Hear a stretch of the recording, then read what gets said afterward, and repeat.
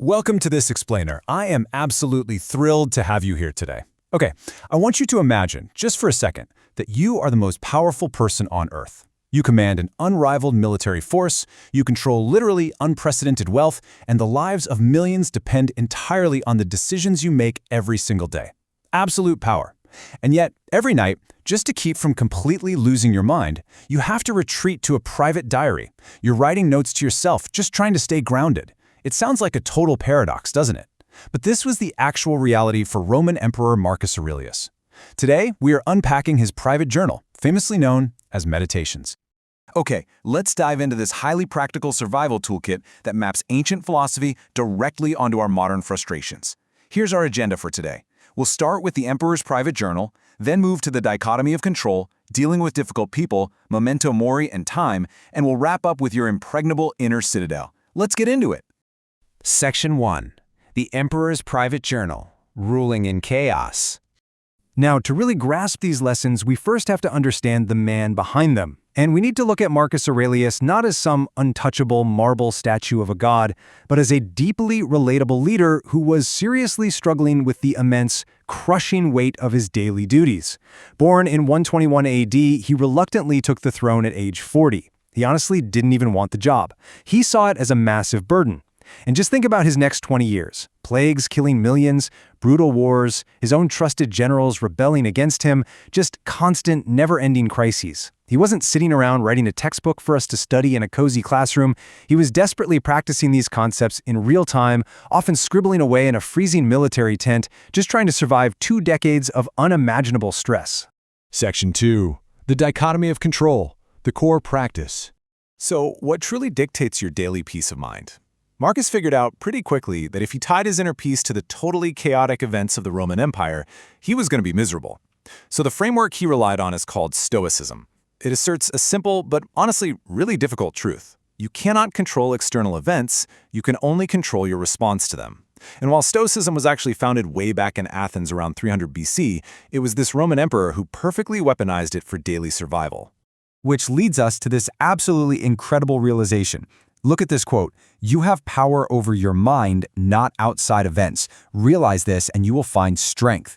He wrote this radical idea down because he constantly needed to remind his own brain to stop freaking out.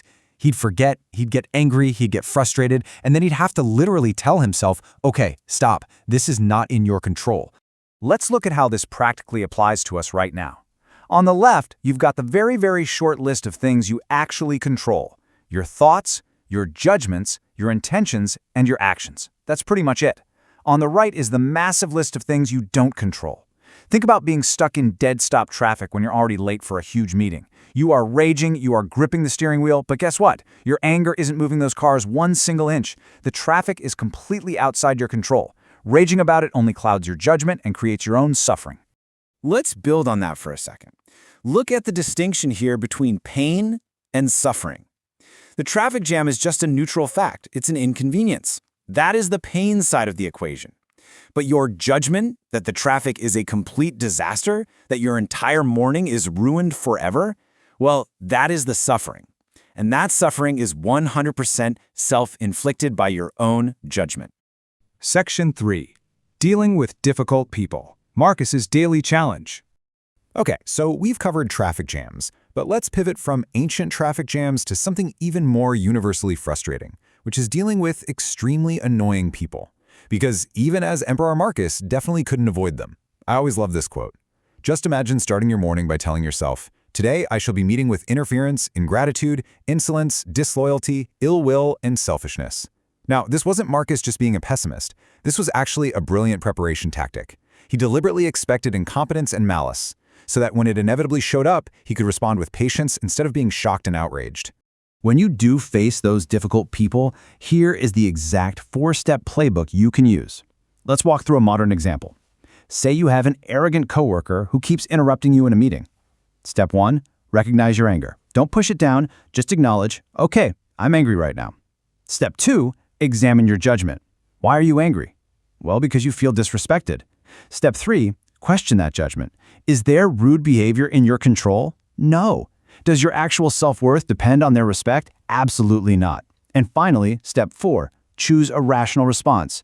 You can calmly reassert your point without getting nasty about it. Because remember, the repeating anchor here. Is it in your control? No, but your calm response is. Section 4. Memento Mori and Time. Liberation through death. Now, we are shifting gears to what might sound like a pretty morbid topic at first glance. But stick with me here, because this is actually Marcus's ultimate tool for achieving total freedom and clarity. You're probably wondering, why on earth would you want to think about death constantly? I know, it sounds totally depressing. But Marcus completely flips the script to show its true utility. It's not about being sad, it's about getting real. This practice is called memento mori, which translates to remember you will die. It's a clarifying practice designed to reduce fear, combat procrastination, and totally trivialize petty daily slights. Think about it. The things we constantly worry about, the minor insults, the weird office politics, the pointless status games, all of it becomes utterly trivial when you remember you have a hard deadline. Knowing the deadline of life is coming makes you prioritize your true values right now, today. Just consider this number for a second. 2. That is the number of hours you might have just wasted scrolling through a total stranger's vacation photos on social media. Memento Mori forces you to look at that number and realize those are 2 finite hours of your actual life that you will literally never get back. And I think this quote just brilliantly illustrates the whole point. Marcus wrote, Alexander the Great and his mule driver both died, and the same thing happened to both. Alexander conquered the entire known world, but in the end, he was just as dead as the guy who drove his mule. It just brilliantly levels the playing field for all of humanity and reminds us that obsessing over temporary power and fame is just completely pointless.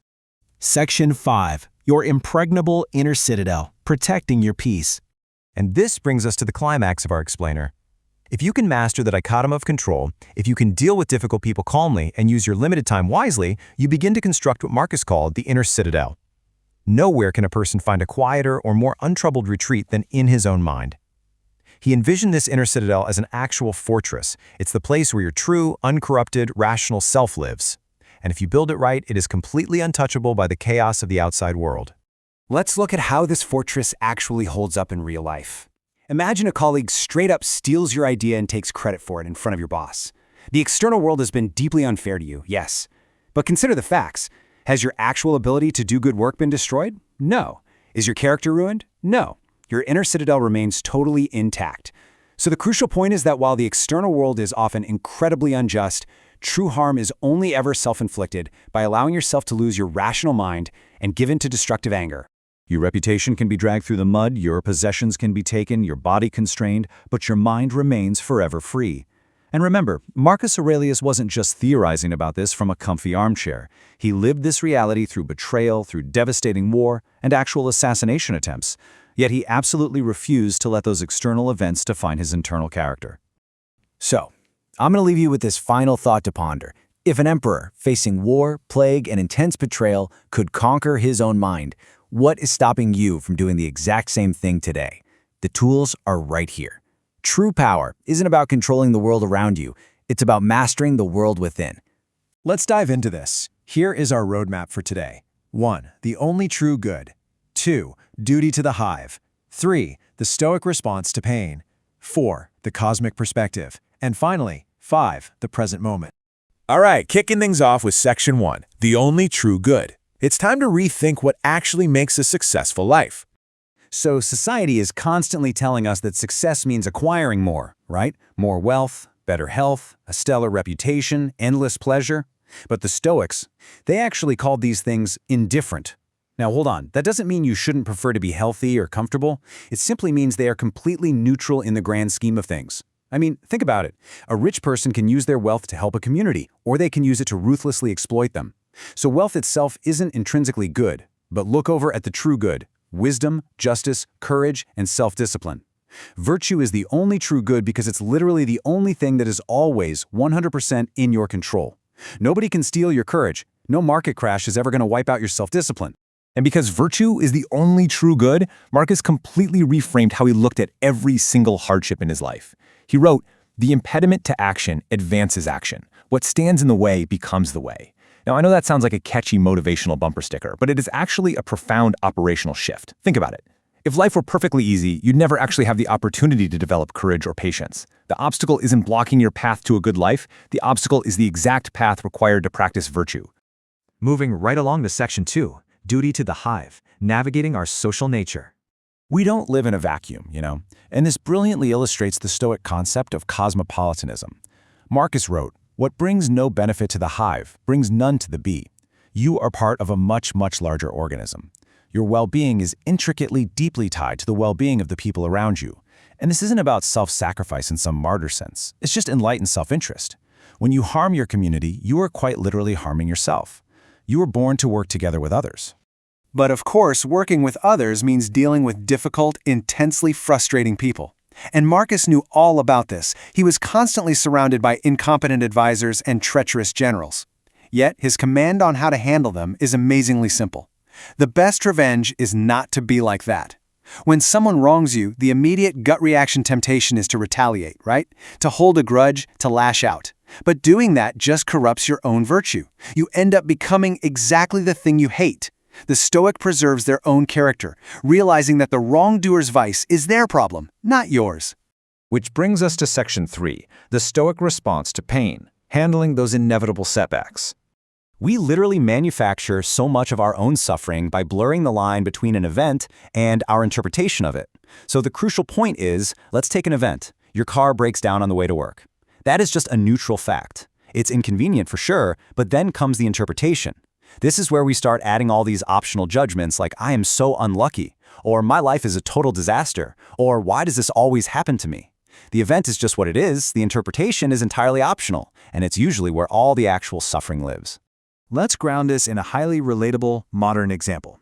Say you just got rejected for a job you really, really wanted. Here is your actionable 3-step Stoic framework. Step 1, acknowledge the fact. Feel the disappointment. It's totally real. Step 2, catch the judgment. Stop yourself when your brain starts spiraling and says, I'm a total failure, I'm never going to get hired. Actually, scratch that. That's just an optional interpretation adding unnecessary misery. Step 3, ask what can be learned. How can you tweak your resume? What's the next logical step here? You just have to separate the factual rejection from the fictional catastrophe. And Marcus applied this separation not just to emotional setbacks, but to intense physical suffering. He likely suffered from pretty severe chronic stomach issues throughout his life. Yet he compartmentalized it perfectly. He acknowledged the pain as a mere physical sensation. He refused to let it degrade what he called his governing intelligence, his rational mind. He basically realized that a body in pain does not prevent a mind from acting with wisdom and justice. He felt the pain, yeah, but he absolutely refused to let it define his character. Okay, time for a massive macro zoom out for Section 4, the cosmic perspective. He called this the view from above. It's this powerful mental exercise where you basically imagine yourself floating high, high above the earth, looking down at your life within the vast, completely unfathomable context of the cosmos. Marcus used this visualization to shrink the massive, crushing pressures of ruling an entire empire down to microscopic size. It's an absolutely incredible tool for getting instant clarity. Let's move to an and see how this builds. Imagine you are totally stressing out over a work presentation right now. You're terrified you're going to stumble on your words. Apply the cosmic timeline. In 100 years, literally everyone in that meeting room will be gone. In 1,000 years, your entire legacy, the whole company, completely forgotten. In 1,000,000 years, human civilization itself might vanish entirely. So what does this all mean? Does it mean your presentation doesn't matter and you shouldn't even try? No. It just proves that your anxiety over it is merely cosmic noise. Do your best, absolutely, but do not torture yourself over a tiny blip in eternity. And finally, we zoom all the way back in for Section 5. The present moment, the only thing you truly possess. Marcus wrote these 5 incredibly powerful words to himself. Confine yourself to the present. We spend so much of our lives mentally time traveling, don't we? We drag around all these regrets from a past that is already totally gone and cannot be changed. And then we suffer over imaginary catastrophes in a future that is completely uncertain. But think about it. If you strip away the past and the future, almost every single problem disappears in the boundary of the present moment. Let's apply this to something we have all experienced. Lying in bed at 2 a.m. with racing thoughts, totally unable to sleep because you're agonizing over tomorrow's problems. The Stoic solution here is to anchor yourself. Notice your breath. Feel the actual physical sensation of the bed beneath you. Notice the temperature of the room. Give yourself explicit permission to rest. I mean, you aren't solving tomorrow's problems right now anyway, right? Confine your mind to your physical body in the present second. The anxiety simply cannot survive when you are fully anchored in the now. And why is it so incredibly vital to be present? Because of this number right here, 10,000. Marcus explicitly warned himself and us by extension not to act as if we had 10,000 years to live. Death hangs over every single one of us. Time is not just money. Time is literally the only truly finite resource you will ever possess. When you waste it on anxiety, or scrolling mindlessly on your phone, or caring about the opinions of people you don't even like, you are completely squandering your existence. Which leads us to the ultimate, intimate challenge to close out our explainer today. I want you to ask yourself honestly, if you died tonight, did you live virtuously today? Did you focus on the true good? Did you serve the hive? Did you control your judgments? Or did you let chaos control you? Look, Marcus Aurelius wasn't perfect, but he woke up every single day trying to answer yes to this question. The Stoic toolkit is yours now. The obstacle is right there in front of you. So how are you going to use it today?